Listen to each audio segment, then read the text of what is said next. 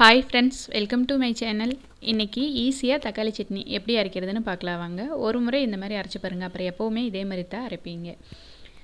இதுக்கு கடாய் அடுப்பில் வச்சுக்கலாம். கடாய் சூடானதும் 1.5 ஸ்பூன் அளவு எண்ணெய் ஊற்றிக்கலாம். எண்ணெய் சூடானதும் 1 ஸ்பூன் கடலைப்பருப்பு, 1 ஸ்பூன் அளவு உளுத்தம்பருப்பு, 1/4 ஸ்பூன் அளவுக்கு தனியா எடுத்துக்கலாம். அதெல்லாம் வறுபட்டு வந்ததும் அது கூடவே 4 வரமிளகா, ஒரு பெரிய வெங்காயம் கட் பண்ணது சேர்த்துக்கோங்க. நாங்கள் பெரிய சைஸுங்காட்டி 1 சேர்த்துருக்கேன், சின்ன சைஸாக இருந்தால் 2 சேர்த்துக்குங்க. இப்போ வெங்காயம் வதங்கி வரட்டும். வெங்காயம் நல்லா வதங்கணும்னு இல்லை, லைட்டாக வதங்கினதும் இது கூடவே 3 பல் பூண்டு போட்டுக்கலாம். பூண்டையும் போட்டு வெங்காயம் பூண்டும் நல்லா வதங்கி வரட்டும்.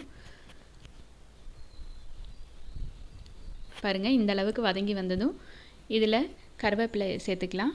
உங்களுக்கு எவ்வளோ வேணுமோ அந்த அளவுக்கு சேர்த்துக்குங்க. நான் 4-5 கொத்து கருவேப்பிலை சேர்த்திருக்கேன். ஒரு கைப்பிடி அளவு மல்லித்தலை சேர்த்துக்கலாம்.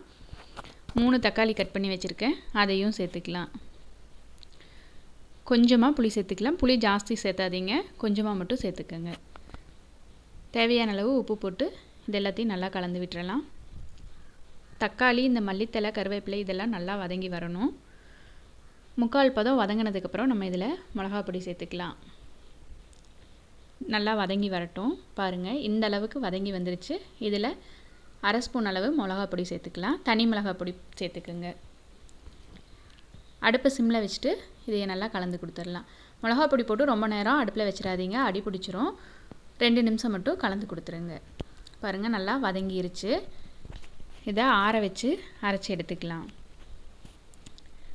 நல்லா ஆறிடுச்சு, இதை அரைச்சி எடுத்துக்கலாங்க. அரைக்கிறப்ப தண்ணி கொஞ்சமாக ஊற்றி அரைச்சிக்குங்க, தண்ணி ஜாஸ்தி ஊற்றிடாதீங்க. நைஸாக அரைச்சி எடுத்துகிட்டு வந்துடலாம். பாருங்கள், சூப்பரான தக்காளி சட்னி ரெடி ஆயிருச்சு.